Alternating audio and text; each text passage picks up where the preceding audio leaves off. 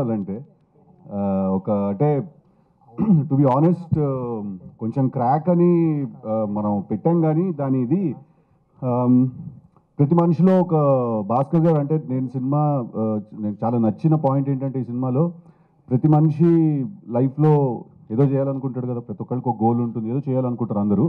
కాకపోతే ఏ పని చేస్తున్నాం అనే దానికంటే అంతే ఈక్వల్ ఇంపార్టెంట్ ఆ పని మనం ఎలా చేస్తున్నాం అని, రైట్? అది మనలో నుంచి మన ఇన్స్టింక్ట్, మన ఇంట్యూషన్ మనకు ఒకటి చెప్తుంది, నేను ఈ పని అయితే ఇలా చేస్తానని చెప్పి. ఇప్పుడు నేను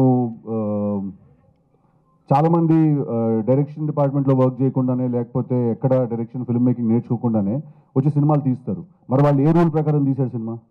వాళ్ళ పద్ధతిలో తీశారు, వాళ్ళ సొంత పద్ధతిలో తీశారు సినిమా. సో ఒక పని ఏ పని చేస్తున్నాం అనే దాంతోపాటు ఈక్వల్ ఇంపార్టెంట్ ఆ పని ఎలా చేస్తున్నాం అని. సో ఎవరైనా ఇప్పుడు బయటకు వచ్చి మన దగ్గర నేను ఇలా ఎందుకు చేయాలి, ఇలా చేస్తాను, నాకైతే ఇలా చేయాలనిపిస్తుంది అంటే వాడు క్రాక్ అంటాం మనం వాడిని. సో అందుకే జాక్ క్రాక్ అనమాట. ఇప్పుడు టిల్లు స్క్వేర్ తోటి టిల్లు తోటి యాక్చువల్గా మీకంటూ ఒక చేరు ఇట్లా పెట్టుకోవాలి అర్థం కావట్లేదు, ఇట్లా కూర్చోవాలి అర్థం కావట్లేదు. టిల్లు స్క్వేర్ తోటి మీకంటూ అంటే మీ రైటింగ్ అప్లో మీ క్యారెక్టర్ ఎలా ఉండాలని ఫోటో చేసుకున్నారు, వాటితో బ్లాక్ బస్టర్స్ అందుకున్నారు. ఇప్పుడు టిల్లు క్యూబ్ అందవే కదా. సో అంటే మరి ఇది టోటల్గా భాస్కర్ గారు రైటింగ్ కదా. సో మరి దీంట్లో మీ ఇన్పుట్స్ ఏమైనా ఉన్నాయా, లేదంటే what attracts you to mean to అంటే ఈ సినిమా యాక్సెప్ట్ చేయడానికి మెయిన్ రీజన్ ఏంటి? అదేనండి, యాక్సెప్ట్ చేయడానికి నేను ఇందాక మీకు చెప్పిన పాయింట్, ఆయన చెప్పిన క్యారెక్టరైజేషన్. ఇప్పుడు అదే క్యారెక్టరైజేషన్ని మనం తీసుకెళ్ళి ఒక చాలా పెద్ద కథలో పెడితే ఎలా ఉండబోతుంది అనేదే ఈ సినిమా. అంటే ఇన్పుట్స్ అంటే డెఫినెట్గా నేను కూడా రైటర్ని కాబట్టి నాకు అనిపించిన థాట్స్ అవన్నీ కూడా నేను చెప్తాను. అండ్ ఆన్ సెట్ ఇంప్రవైజేషన్స్ అవన్నీ జరిగాయి. బట్ ఒరిజినల్గా ఇది భాస్కర్ గారి ఐడియా, ఆయన రాసిన ఇది. I've not written this film, but definitely lot of inputs and lot of improvisations. ఇప్పుడు ఫర్ ఎగ్జాంపుల్ మొన్న వచ్చిన టీజర్లో లైఫ్ అంతా గుర్తుండిపోవాలి, ముద్దు పెట్టుకోవాలంటే అట్లా గుర్తుపెట్టుకోవాలంటే ఒకసారి ఓ రూమ్కి వెళ్ళి పోలీసులు దొరికితే లైఫ్ అంతా గుర్తుంటాను.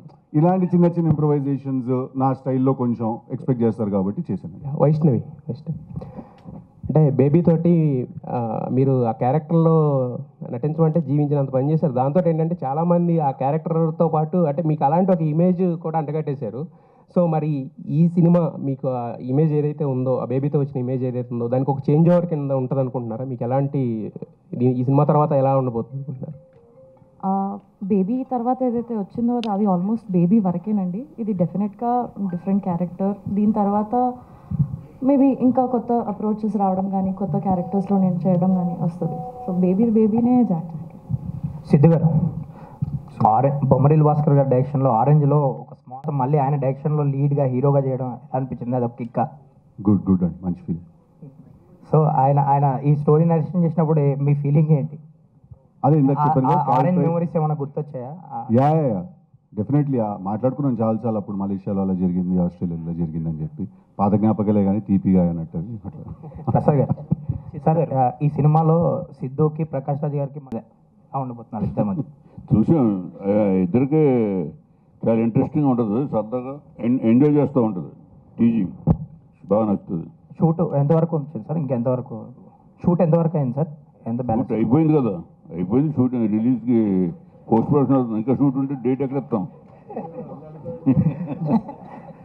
అంటే షూట్ చేయమంటావు, డేట్ పోస్ట్ చేయమంటావు? సిద్ధు గారు సార్, ఈ మధ్యకాలంలో మేబీ సెవరల్ ఇయర్స్లో టిల్లు చేయాల్సినంత ఇన్ఫ్లుయెన్స్ వేరే క్యారెక్టర్ ఏది చేయలేదేమో, ఒక హీరో మీద కానీ, ఒక ఆడియన్స్ మీద కానీ. బట్ అవుట్ ఆఫ్ సిద్ధు వస్తున్నారు మీరు ఇప్పుడు.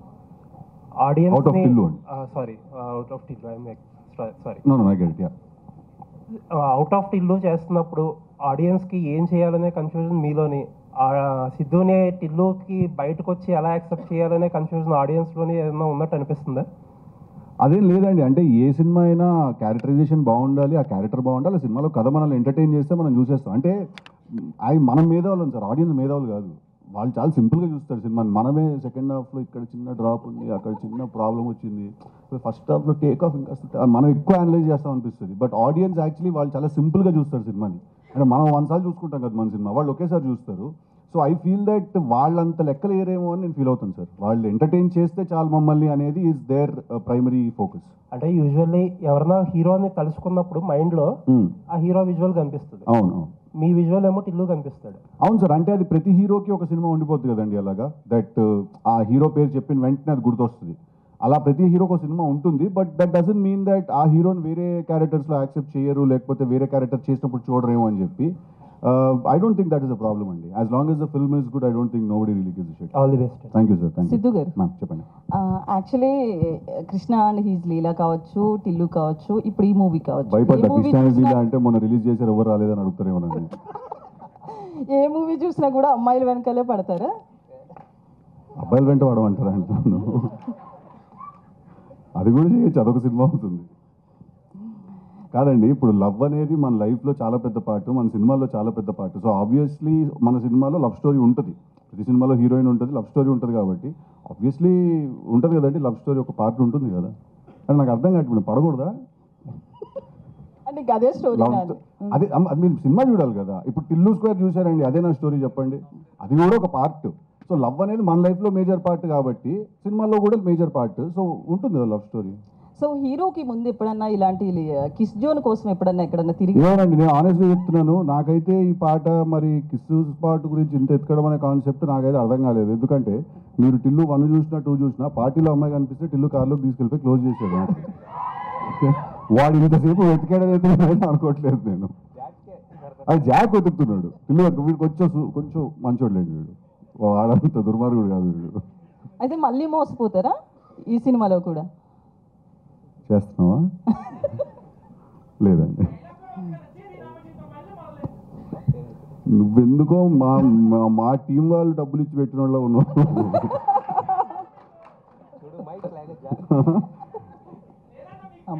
థ్యాంక్ యూ రా. అరే టిల్లు టీ షర్ట్ వేసుకుని వచ్చావు, థ్యాంక్ యూ వెరీ మచ్. ఓహో సితారాలు పంపించారా? Thank you brother, thank you. నీ పేరు?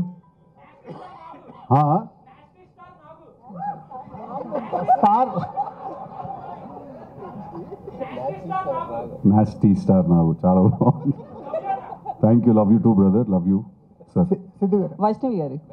1 second అండి, she wants to finish up. So next upcoming movies విషయంలో లేదు, ఇందులో కూడా చాలా డెప్త్ ఉందండి ఆ సిద్ధు సార్. మీ క్వశ్చన్ అంటే వైష్ణవి జనరల్గా తెలుగు అమ్మాయి అనగానే బేసిక్గా ఆఫర్స్ గురించి మొన్న ఎస్కేఎన్ గారు ఒకటి మాట్లాడడం జరిగింది. సో అది మీ దాకా ఏమైనా వచ్చిందా, మీ గురించి అని చాలామంది అనుకున్నారు. సో అది ఆయన ఎందుకన్నారో మరి నాకైతే తెలీదు, బట్ తర్వాత క్లారిటీ కోసం వీడియో చేసి పెట్టారు కదా, I think. All is well. Siddhu గారు, అంటే క్యారెక్టరైజేషన్స్ కానీ టెంప్లెట్ బ్రేకింగ్ రైటింగ్ కానీ మీ సినిమాల్లో చూస్తుంటా, అంటే మీ యూఎస్బీ అదే, ఫస్ట్ నుంచి మిమ్మల్ని బాగా ఇష్టపడటానికి కారణం అదే. ఈ విషయానికి జాక్ విషయానికి వచ్చేసరికల్లా టెంప్లెట్ బ్రేకింగ్ ఏం జరిగింది? ఏం జరగలేదండి, టెంప్లెట్లోనే ఉంటుందా? టెంప్లెట్లో ఉంటుంది సినిమా, కానీ it is that film that every one can watch. మీరు ఎలా అట్రాక్ట్ అయ్యారు? అంటే మీకు యూజువల్గా ఉండే స్టోరీస్ కంటే కొంచెం ఆ క్యారెక్టరైజేషన్ అండి నాకు అదే చాలా ఇంట్రెస్టింగ్ అనిపించింది. అంటే ఒక పని చేయడం ఇంపార్టెంట్, కానీ ఆ పని ఎలా చేయడం అనేది కూడా చాలా ఇంపార్టెంట్. ఎందుకంటే మనకు ఒక పద్ధతి ఉంటుంది, మనకి ఇన్స్టింక్ట్ ఒకటి చెప్తూ ఉంటుంది, ఓకే ఇది ఇలా చేయాలి, ఇది ఇలా చేస్తే వర్కౌట్ అవుతుందని. బట్ ప్రపంచం అంతా అది అలా కాదు, ఇలా చేయాలని చెప్తూ ఉంటారు. సో ఆ క్యారెక్టరైజేషన్ చాలా ఇంపార్టెంట్. మీకు చేంజ్ ఓవర్ ఎంత చేంజ్ ఓవర్గా ఉంటుంది క్యారెక్టర్? యాక్చువల్లీ నాకు చేంజ్ ఓవర్ కన్నా కూడా నాకు రెస్పాన్సిబిలిటీ తక్కువ ఉంది సార్ ఈ సినిమాలో. ఎందుకంటే భాస్కర్ గారు రైటింగ్ అండ్ ఆయన story is the major highlight of the film. నేను ఒక క్యారెక్టర్ని ఈ సినిమాలో, టిల్లుకున్నంత రెస్పాన్సిబిలిటీ నాకు లేదు. ఎందుకంటే టిల్లు ఏంటంటే ఏ ఉండదు, వాడి నుంచి నవ్విస్తాడు చూడండి అన్నట్టు ఉంటుంది. సో అది నాకు చాలా స్ట్రెస్. 1 hour 45 minutes నేను నవ్వించాలనే స్ట్రెస్ నాకు ఉండింది. బట్ ఈ సినిమాకి అలా కాదండి, ఎంటర్టైన్ చేస్తూనే ఉంటాను, but at the same time there is a very big story that is happening. Vaishnavi garu, మీ క్యారెక్టర్ ఎంత రెస్పాన్సిబుల్, అంటే ఎంత స్టోరీని ముందుకు తీసుకెళ్ళడానికి మీ క్యారెక్టర్ ఎంతవరకు పొటెన్షియల్ క్యారెక్టర్ అనుకోవచ్చు? నేను యాక్చువల్లీ 2 roles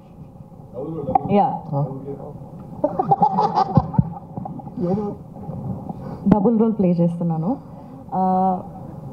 అలా అవ్వడానికి ఒక కారణం ఉంటుంది, అంటే 2 రోల్స్ ప్లే చేయడానికి ఒక మెయిన్ రీజన్స్ ఉంటుంది. ఆ రీజన్ చాలా ఎంటర్టైనింగ్గా, చాలా ఇంట్రెస్టింగ్గా ఉంటుంది. అదే మొత్తం సినిమాలో ఎక్కువ స్పేస్ అండ్ ఇంట్రెస్టింగ్గా ఉంటుంది. వైష్ణవి గారు, నేను వెంకట్ ఇంటికి అండి. బేబీ తర్వాత మీరు నెక్స్ట్ మూవీ చేశారు, అది అంత సక్సెస్ కాలేదు. సో దీనిపైన ఎలాంటి కేర్ తీసుకున్నారు? అంటే ఒక హీరోయిన్కి నెక్స్ట్ ఒక ఫ్లాప్ పడ్డదంటే మళ్ళీ అవకాశాలు రావడం చాలా కష్టం కదా. సో దీన్ని ఎలా చూస్ చేసుకున్నారు? సార్ అంటే సినిమా సక్సెస్ కాకపోవడం అది అంటే నేను అంత ఆలోచించే మెచ్యూరిటీ అంటే ఎక్స్పీరియన్స్ లేదు సార్ ఇంకా నాకు. బేబీలో నేను క్యారెక్టర్ వరకు చూశాను, ఆ సెకండ్ సినిమాలో కూడా క్యారెక్టర్ వరకు చూశాను. అది నాకు చాలా ఇంట్రెస్టింగ్గా చాలా స్కోప్ ఉన్నట్టుగా అనిపించింది. ఇందులో కూడా నేను అదే చూశాను, నా క్యారెక్టర్ చాలా ఇంట్రెస్టింగ్గా చాలా స్కోప్ ఉంది అండ్ పర్ఫామ్ చేయడానికి నాకు చాలా ఎక్సైటింగ్ అనిపించింది. సో నేను మోస్ట్లీ క్యారెక్టర్ పైనే నేను సెట్ అవుతానా, నన్ను నేను చూసుకోగలుగుతానా అండ్ నేను బాగా చేయగలుగుతాను అన్న దానిపైన ఫోకస్ సార్. బేబీ ప్రొడక్షన్స్లోనే మళ్ళీ మీరు ఆనంద్ గారికి సినిమా అన్నారు, కానీ మళ్ళీ ఇంతవరకు ఏం అప్డేట్ లేదు, ఏంటి?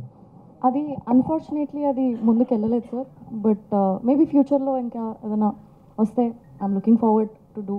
I've always had a great experience working with them. So అంటే ఎస్కేఎన్ గారితో అంటే ఆ ప్రొడక్షన్తో అయితే మీకైతే ఇబ్బంది లేదు కదా?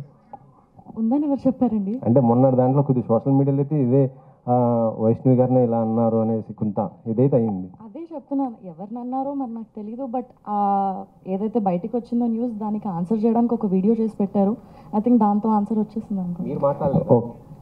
మీరు మాట్లాడలేదా? ఆయన నన్నేం అనలేదు కదండి. సిద్ధు గారు. అదే అక్కడ ఉన్నదైతే కనిపించింది. అది సార్ సిద్ధు గారు